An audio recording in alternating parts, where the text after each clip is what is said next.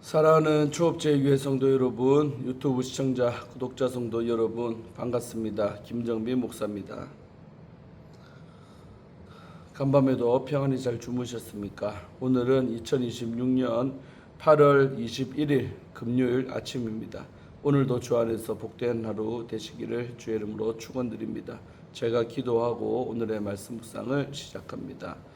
하나님 감사합니다. 간밤에도 저희들 지켜주시고 또 새날을 이렇게 선물로 주시니 감사합니다. 우리에게 선물로 주어진 이 하루를 하나님의 뜻대로 살게 하시며 주님의 영광을 위해 살아가는 저희가 다 되게 역사하여 주시옵소서. 이 시간도 하나님 말씀 묵상하고자 합니다. 묵상할 때 나를 향한 주의 음성을 듣게 하시고 나를 향한 하나님의 마음을 느끼게 하시며 나를 향한 하나님의 뜻이 무엇인지 분별해서 깨달을 수 있도록 지혜와 분별력을 더하여 주옵소서. 주님께서 우리와 함께 하실 줄로 믿사옵고 우리를 죄에서 구원하신 예수님 이름으로 간절히 기도드리옵나이다. 아멘. 할렐루야. 좋은 아침입니다. 함께 말씀 묵상하실 본문은 에스겔서 44장 1절부터 14절까지의 말씀입니다. 개역 개정판으로 한번 다 같이 읽도록 하겠습니다. 그가 나를 데리고 성소의 동쪽을 향한 바깥문에 돌아오시니 그 문이 닫혔더라. 여호와께서 내게 이르시되 이 문은 닫고 다시 열지 못할지니 아무도 그리로 들어오지 못할 것은 이스라엘 하나님 여호와가 그리로 들어왔습니다. 그러므로 닫아 둘지니라. 왕은 왕인 까닭에 안길로 이 문 현관으로 들어와서 거기에 앉아서 나 여호와 앞에서 음식을 먹고 그 길로 나갈 것이니라. 그가 또 나를 데리고 북문을 통하여 성전 앞에 이르시기로 내가 보니 여호와의 영광이 여호와의 성전에 가득한지라. 내가 얼굴을 땅에 대고 엎드리니 여호와께서 내게 이르시되 인자야 너는 전심으로 주목하여 내가 내게 말하는 바 여호와의 성전의 모든 규례와 모든 율례를 귀로 듣고 또 성전의 입구와 성소의 출구를 전심으로 주목하고 너는 반역하는 자 곧 이스라엘 족속에게 이르기를 주 여호와께서 이같이 말씀하시기를 이스라엘 족속아 너희의 모든 가증한 일이 족하니라.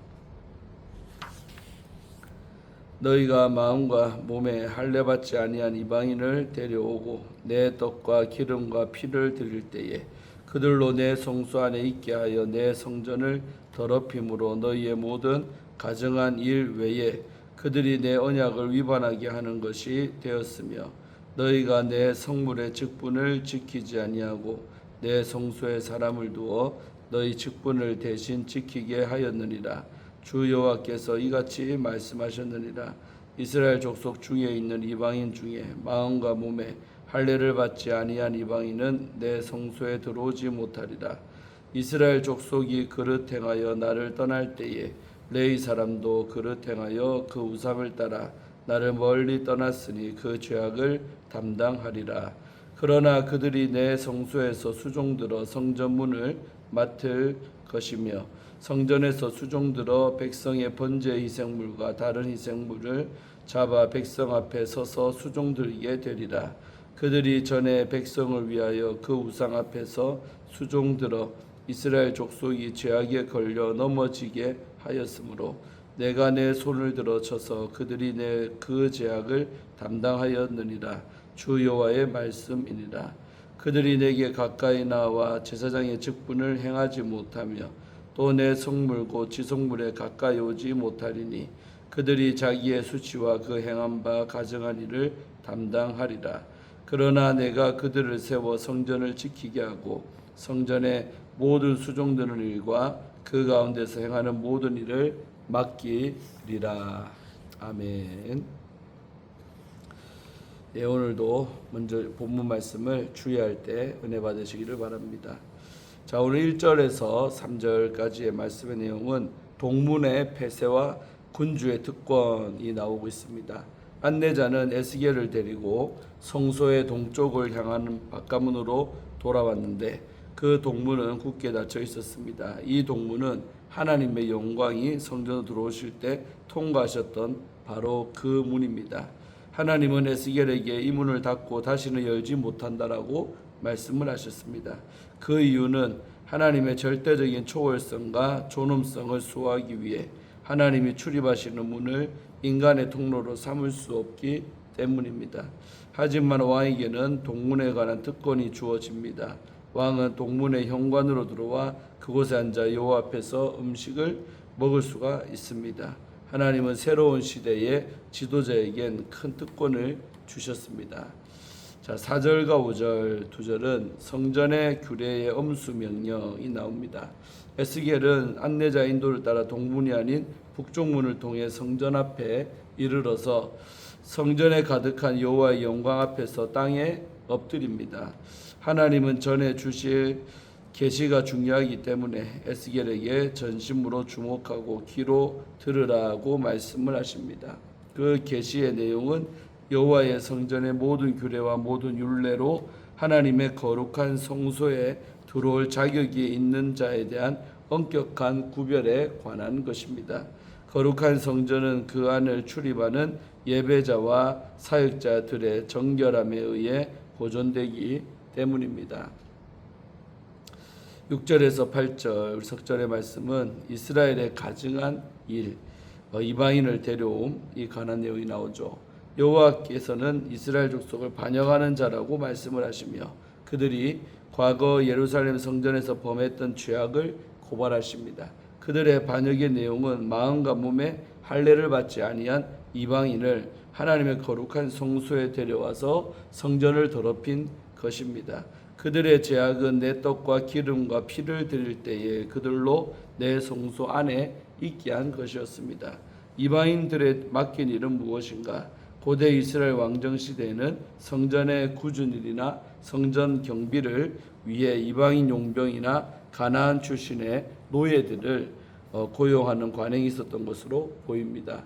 여호수아서 9장 23절 27절에서는 기브온 사람들을 성막 제단에서 제단을 돌보는 종으로 삼았음을 언급하고 열왕기하 11장 4절에서 8절은 가리 사람들에게 성전을 지키는 병사 역할을 하게 했다라고 언급하고 있습니다. 마음에 할례받지 않은 이방인은 마음의 정결함을 입지 않아서 거룩하지 않은 이들을 가리킵니다. 이들은 하나님 앞에서 겸손하지 않은 자, 곧 하나님을 경외하지 않는 오만한 사람들을 가리킵니다. 하나님은 이러한 세속적 관행을 내 성전을 더럽힌 것이자 내 언약을 위반하게 하는 것으로 정죄하십니다.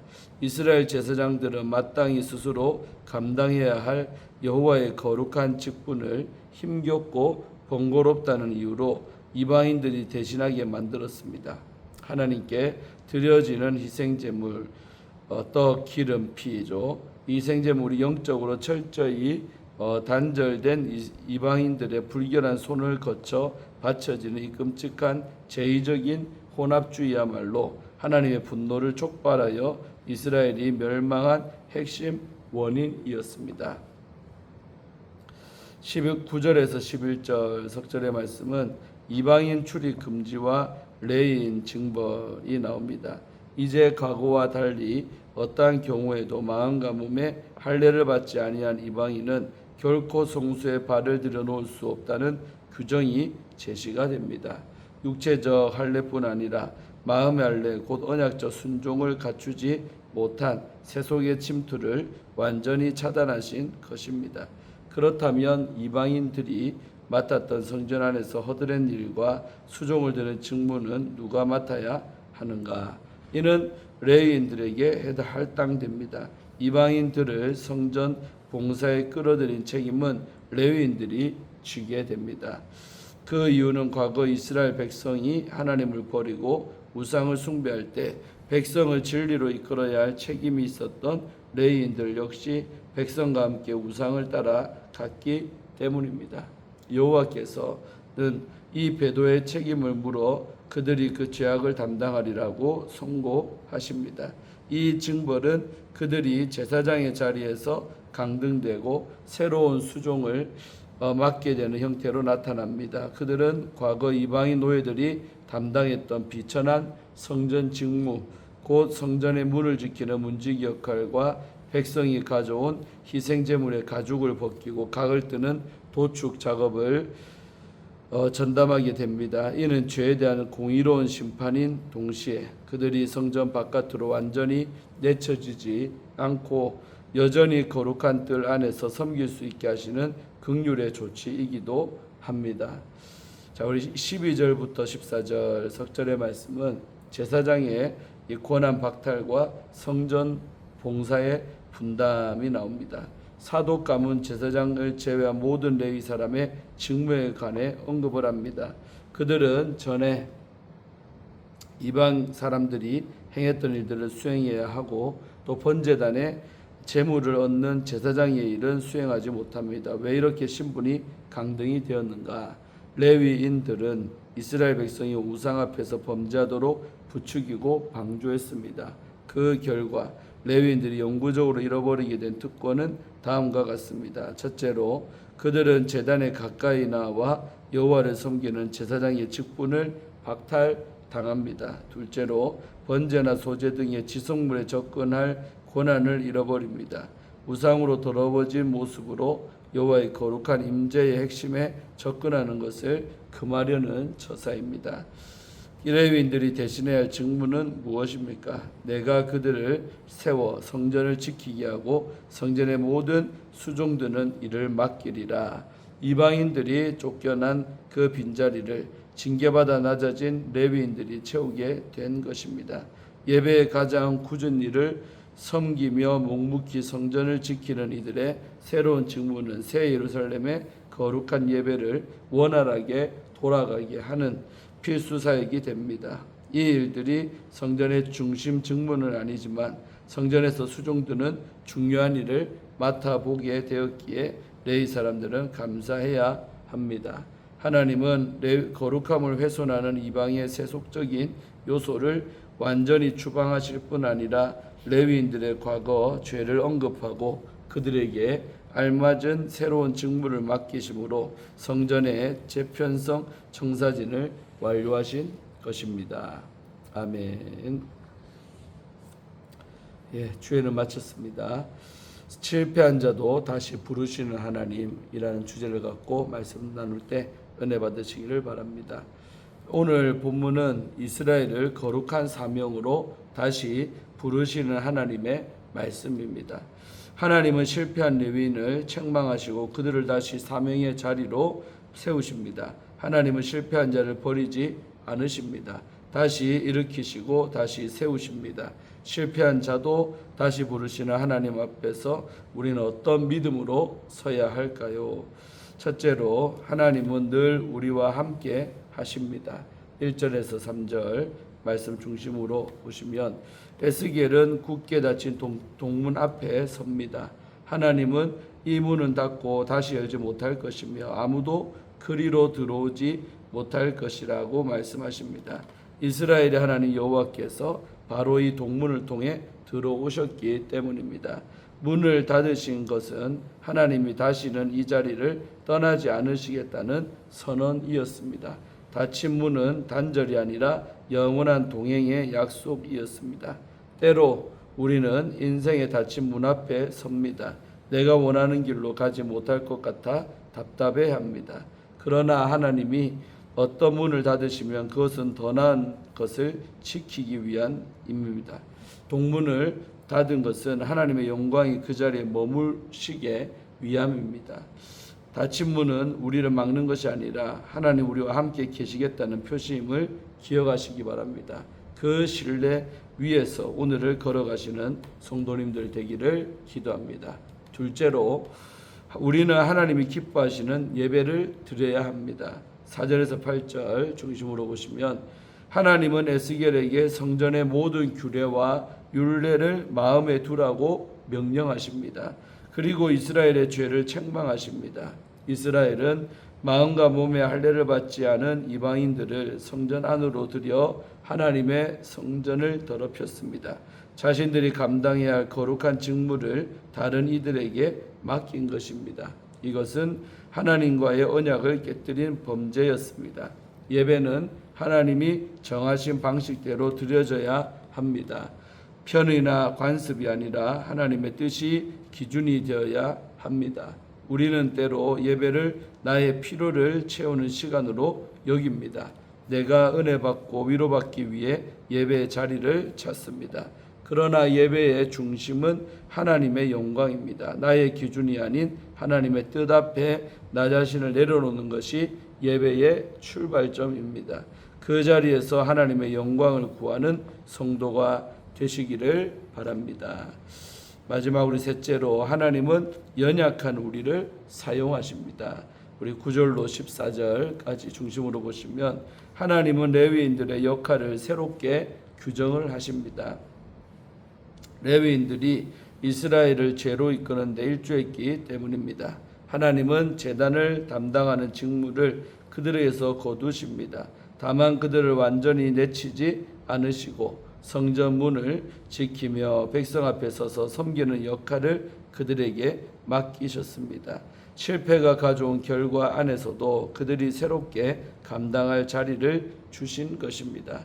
우리는 때로 과거의 실패로 인해 하나님 앞에서 아무런 역할도 하지 못하고 다시 쓰임 받을 수 없다고 생각합니다. 주저앉아서 아무것도 하지 않는 것이 차라리 안전하게 느껴지기도 합니다. 그러나 하나님은 우리의 실패 가운데서도 우리를 완전히 놓지 않으십니다. 레위인들에게 새로운 자리를 주셨듯이 하나님은 오늘도 우리를 그분의 일에 불러 세우십니다.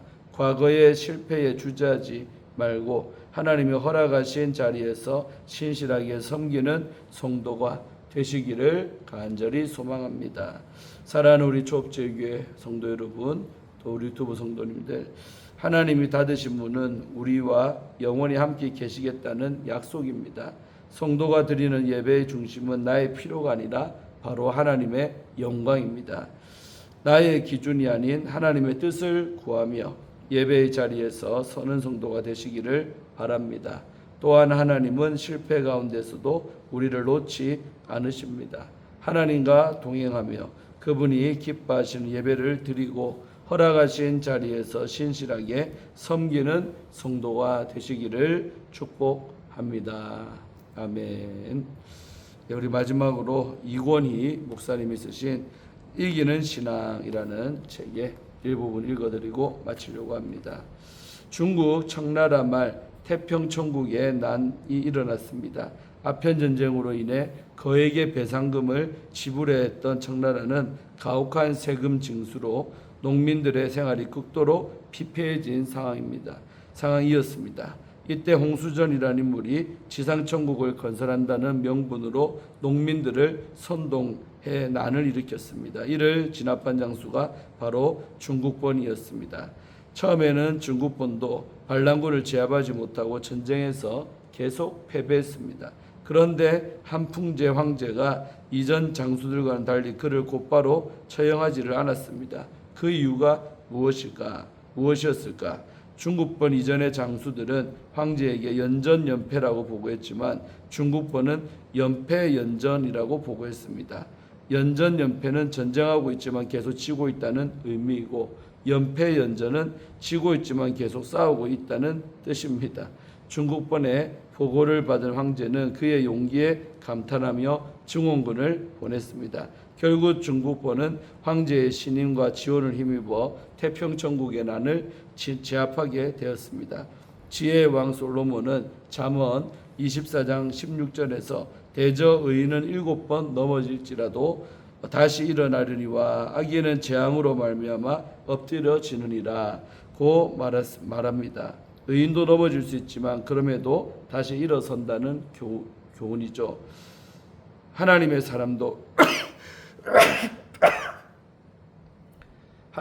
사람도 실패할 수가 있습니다. 하지만 성경은 우리가 실패했다고 다시 일어나서야 실패하더라도 다시 일어나야 함을 가르치고 있습니다.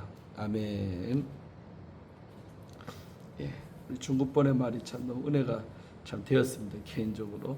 예, 또 연전연패라는데 연패연전 지고 있지만 싸우고 있습니다. 앞뒤 말이 바뀌었는데 뜻이 전혀 다르죠. 그래서 참 너무나 감사하죠. 자, 오늘도 큐티를 통해서 은혜 받으신 줄로 믿습니다. 각자가 받으신 말씀 붙들고 승리하시는 우리 모두가 되시기를 바랍니다. 기도하고 오늘 마칩니다. 하나님 감사합니다. 우리가 실패했더라도 여전히 우리를 품으시고 사랑하시고 또한 다시 기회도 주시고 부르시는 그 하나님의 은혜에 감사합니다. 인생 살다가 우리가 날마다 승리하기를 원했지만 승리하지 못하고 넘어지고 쓰러지고 실패할 때가 얼마나 많습니까?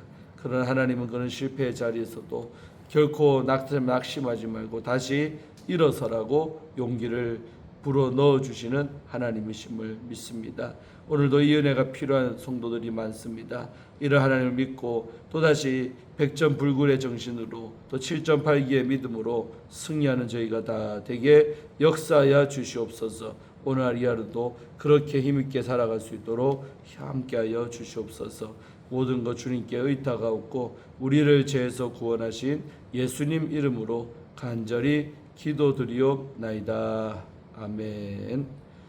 할렐루야. 오늘도 좋은 하루 되시기를 바랍니다. 내일 아침에 또 큐티로 함께 만나겠습니다. 샬롬.